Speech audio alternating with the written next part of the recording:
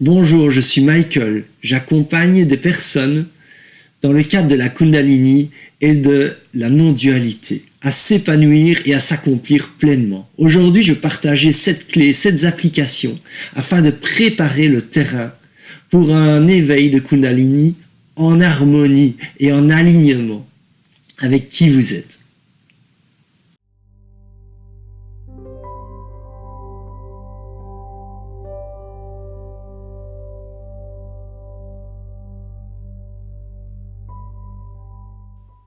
Alors je vais peut-être en décevoir certains, mais cette vidéo n'est pas pour des personnes qui veulent absolument éveiller leur Kundalini.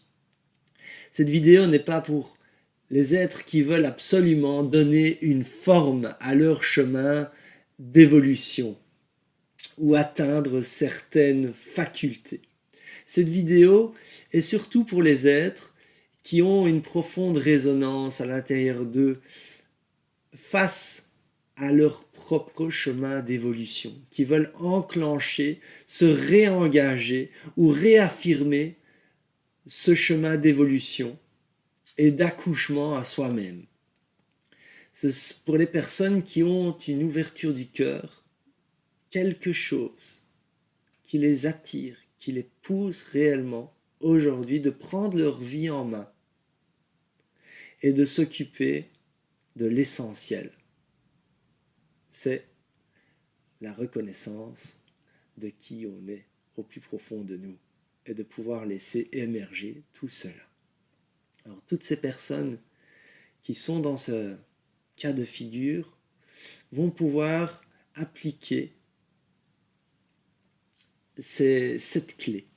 Et bien sûr, si au départ tu es venu regarder cette vidéo et que tu fais partie de celles personnes qui veulent absolument éveiller leur Kundalini et qu'à travers ce que je te partage, tu te rends compte que c'est peut-être pas la bonne manière d'aborder les choses et que tu es prêt à réaborder les choses d'une autre manière, que tu es prêt à lâcher la forme pour aller vraiment à la rencontre du fond, alors bien sûr, ces applications seront parfaites pour toi aussi. Maintenant, si tu es à la recherche de techniques, d'applications qui vont forcer un processus d'éveil de Kundalini, tu n'es pas à la bonne adresse. Jamais je ne donnerai, ni dans cette vidéo, ni dans d'autres vidéos, des techniques qui pourraient forcer ce processus. Je suis plutôt là justement pour accompagner des êtres dans leur chemin d'évolution, d'harmoniser ce chemin d'évolution qui par moments peut déjà être tellement puissant, même quand on l'aborde avec le cœur, puisque il y a toujours une part de notre ego qui est souvent encore là et qui vient s'immiscer et qui a pas mal de résistance et qui peut rendre ce chemin un peu plus compliqué et moins fluide que ce qui ne pourrait l'être. Alors, partons justement tout de suite sur ces 7 applications qui vont justement te permettre de lâcher tes résistances. La première application, c'est de t'apprendre à t'abandonner à la vie.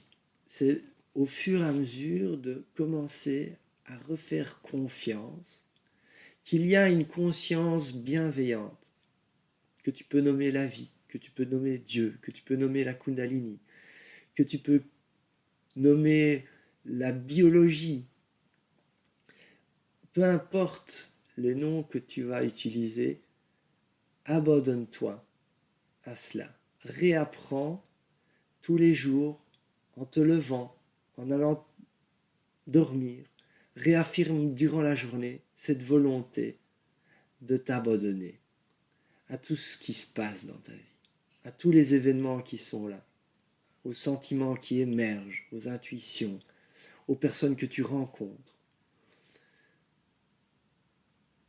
Et de re-rentrer dans cet aspect, cette manière d'aborder la vie avec plus de confiance et de sérénité. Et quand tu reconnais qu'il y a réellement quelque chose de bienveillant qui est là, même s'il y a des événements qui sont difficiles, c'est de réapprendre à reconnaître que ces événements qui sont peut-être difficiles, qui sont compliqués, sont là pour t'aider à évoluer, à devenir cette personne que tu veux devenir au plus profond de ton être. Donc voilà la première application, la première clé que tu peux, appliquer. Ensuite, la deuxième clé, c'est de rester le plus souvent conscient de ce qu'il y a de plus important pour toi dans la vie. Et ça, peut-être que, voilà, je rencontre pas mal de personnes qui oublient. Ils savent qu'ils veulent atteindre ceci, ils veulent avoir un terrain, une maison, une voiture, ils veulent que leurs enfants aient une bonne éducation, etc., atteindre un certain statut social. Euh, Parfois, je rencontre des personnes qui veulent dépasser une maladie et tout cela prend énormément de place dans leur vie. Mais moi, ce que je veux t'inviter, c'est de vraiment revenir à l'essentiel. Et l'essentiel, souvent, c'est une valeur que tu cherches quelque part à enraciner, à intégrer dans ta vie, à ce qu'elle rayonne à travers la vie. Pour certains, ça va être la joie. Pour d'autres, c'est l'amour. Pour d'autres encore, cela va être d'autres valeurs. Mais qu'est-ce qu'il y a de plus important pour toi dans ta vie? Est-ce que c'est vraiment d'être heureux? Est-ce que c'est vraiment d'être en alignement avec toi et ton environnement? Cherche ce qu'il y a de plus important. Qu'est-ce que tu veux? Quelle qualité voudrais-tu qui ressorte le plus à travers toute ta vie? Imagine-toi peut-être sur le lit de mort, ou juste avant de quitter ce plan, qu'est-ce que tu voudrais dire? Qu'est-ce qui pourrait te faire sentir que ta vie a eu un sens, que ta vie a été complète, que tu as été nourri, qu'il n'y a pas d'amertume qui est là, même s'il y a eu des difficultés, même s'il y a eu des erreurs? Quelle est cette qualité de vie que tu voudrais vraiment enraciner, vivre et partager et rayonner autour de toi? Et ça, c'est vraiment important de rester en contact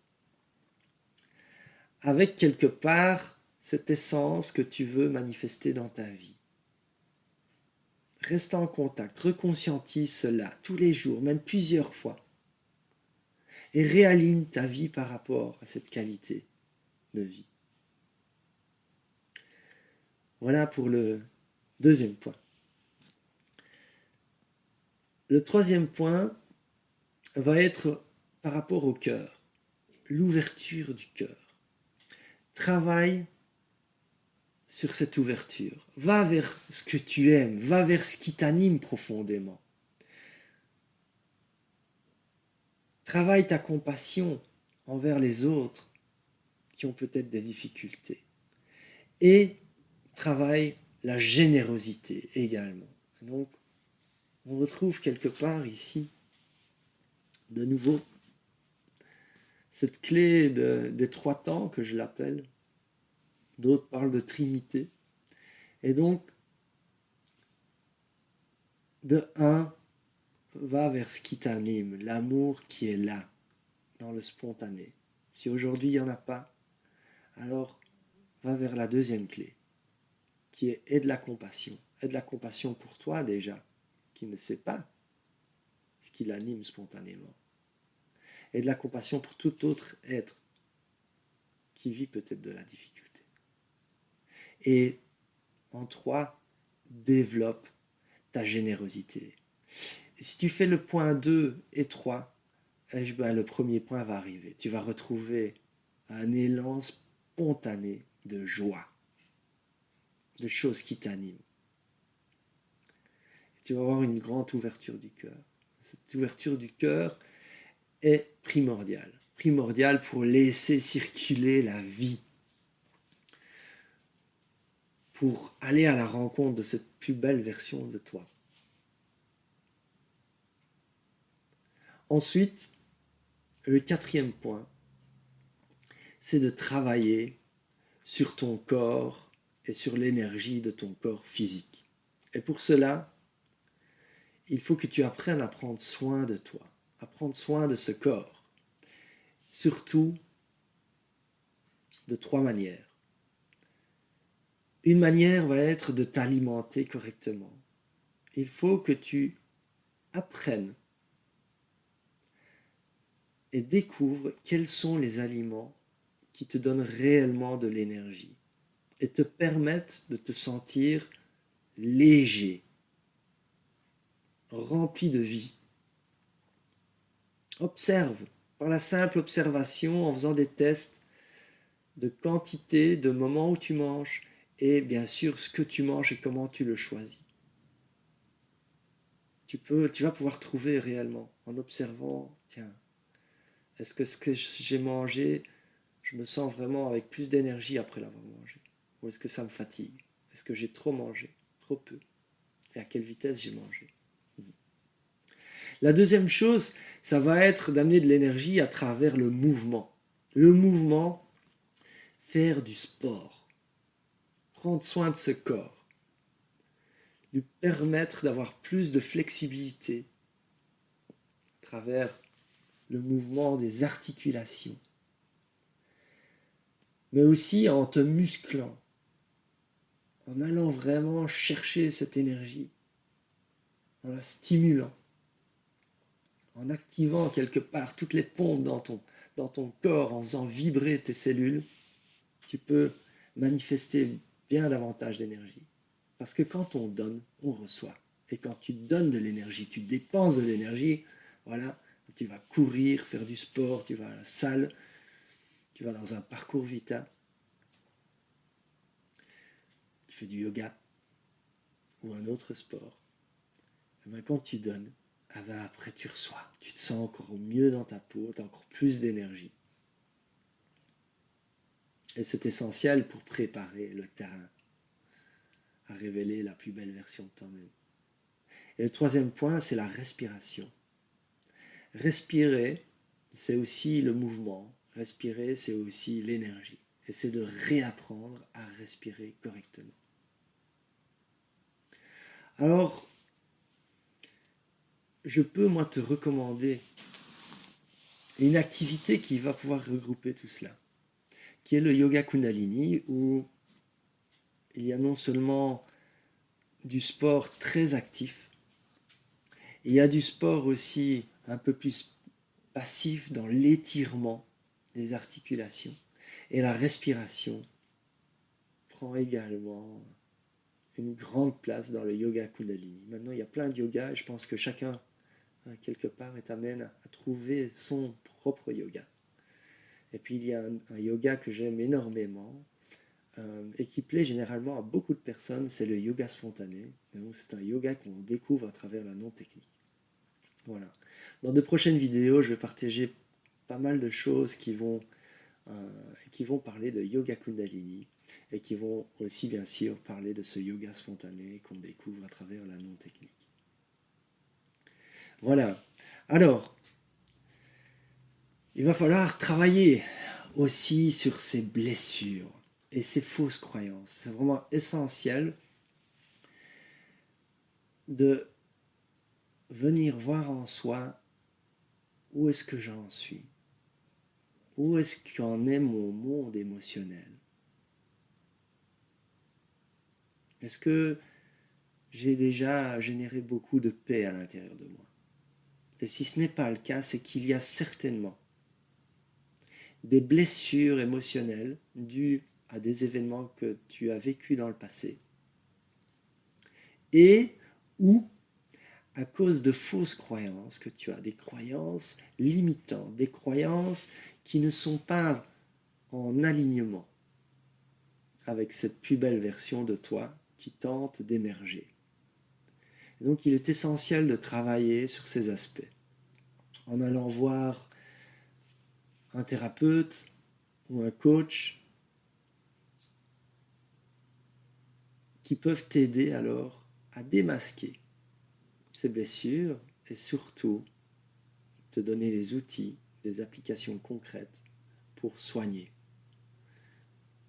On va aussi parler bien sûr de manière kundalinienne, et surtout non duel pour aller approcher nos fausses croyances, nos croyances limitantes, et d'aller libérer, accueillir ces blessures émotionnelles, ces cicatrices qui sont là et qui demandent à être approchées avec le cœur, l'accueil, l'ouverture.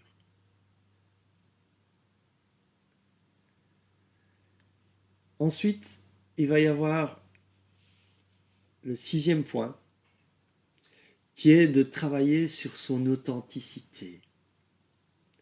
C'est devenir un être authentique. Alors, il y a bien sûr pas mal de points qu'on peut aborder par rapport à ce volet. Être pleinement soi, c'est d'avoir déjà une activité qui est en alignement avec nous. C'est d'avoir un métier qui nous correspond. C'est aussi d'oser dire ce que l'on pense réellement. Mais pas n'importe comment. C'est de le dire aussi dans une forme qui est appropriée et respectueuse de qui on est, mais aussi des personnes avec lesquelles on va exprimer nos vérités intérieures. L'authenticité est un chemin infini, où on s'aligne et on se réaligne continuellement sur soi, par rapport à des expériences qu'on fait autour de soi. Et pour cela, il est essentiel de pouvoir se permettre de faire de nouvelles expériences, de sortir quelque part des sentiers battus, d'aller à la découverte d'aspects de vie qui nous sont encore inconnus, afin de pouvoir se réaligner à travers ces multiples expériences qu'on fait. Et donc, il est aussi important dans la manière d'approcher son authenticité de se réaligner régulièrement sur nos intentions. L'intention qu'on a dans la vie de ce qu'on veut réellement, de ce qu'on veut faire.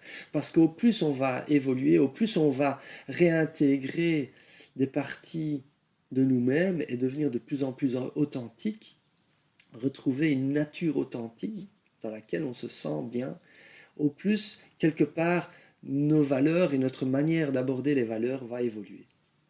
Et donc il est essentiel de régulièrement refaire le point et de se dire qu'est-ce que je veux et comment je le veux. Comment est-ce que je veux aborder les choses afin de se réaligner encore et encore et d'établir un terrain fertile pour cette énergie de vie qui peut prendre de multiples facettes. Et vous avez certainement encore à découvrir plein de belles manières d'être. Aujourd'hui, vous fonctionnez d'une certaine manière, et demain et après-demain, il y a encore plein d'autres manières qui peuvent s'offrir à vous. Si aujourd'hui vous avez du mal vraiment à être vous, à vous sentir libre, de prendre la parole, de dire ce que vous pensez réellement, ou peut-être que vous avez la faculté déjà innée de laisser émerger vos vérités, mais que ça n'a pas les répercussions que vous souhaitiez avoir, que cela crée peut-être beaucoup de conflits ou de séparations, alors peut-être que vous n'avez pas encore trouvé la forme authentique, la belle forme authentique qui vous permettra non seulement de laisser émerger vos vérités, mais en plus d'une manière, dans une forme qui va donner le résultat de ce que vous souhaitez réellement. Et sur la voie de la Kundalini, il y a le fait que on se sent souvent séparé. On est dans cette illusion de croire que nous sommes séparés du reste du monde, que nous sommes une entité qui est qui vit dans un monde qui est duel et qui est toujours en rapport. Et ce rapport peut être difficile. Et la voie de la Kundalini est le fait de préparer le terrain à cette activation, à laisser plus de vie, à laisser plus de conscience de vie, de potentiel de vie, de flux de vie émerger à travers nous.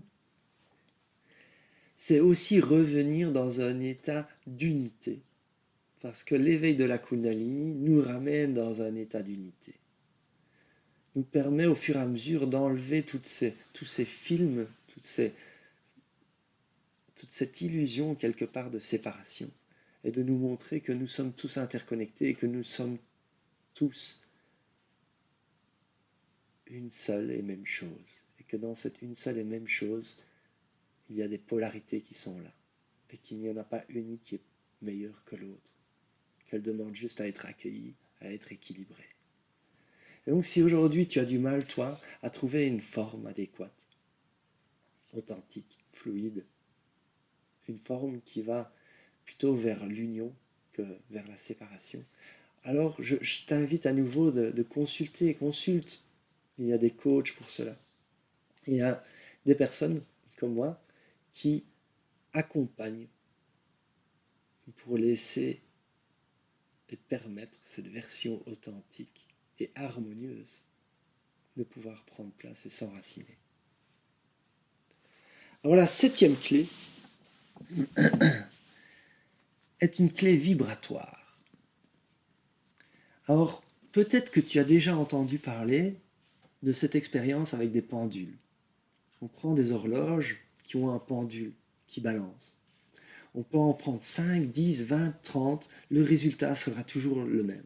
Et si tu as différentes pendules chez toi à la maison, tu pourras faire l'expérience. Tu prends une pendule, tu la fais balancer, tu prends une autre, tu la fais balancer, et tu les fais toutes balancer.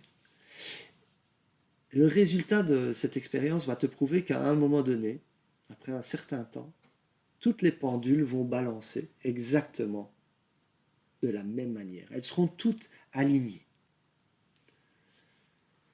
Et ça, c'est la vibration.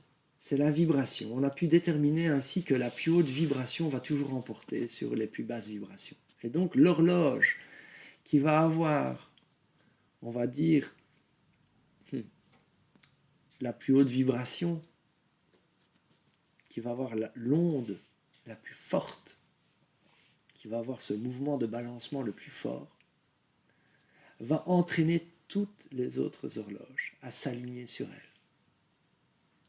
Si on prend une corde d'un instrument et on la fait vibrer, s'il y a d'autres instruments qui ont des cordes qui sont dans les alentours, ces cordes vont se mettre à vibrer.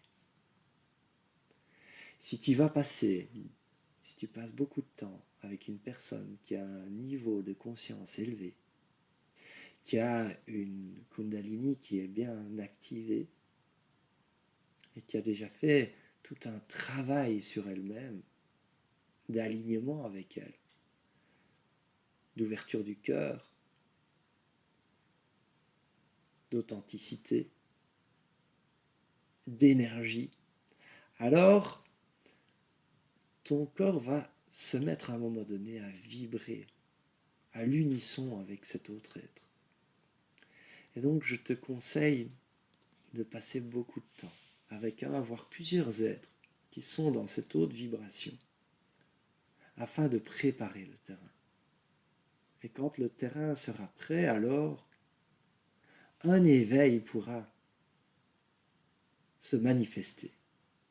Et si jamais cet éveil serait l'éveil de la Kundalini et prendrait cette forme de cette voie très spécifique d'éveil,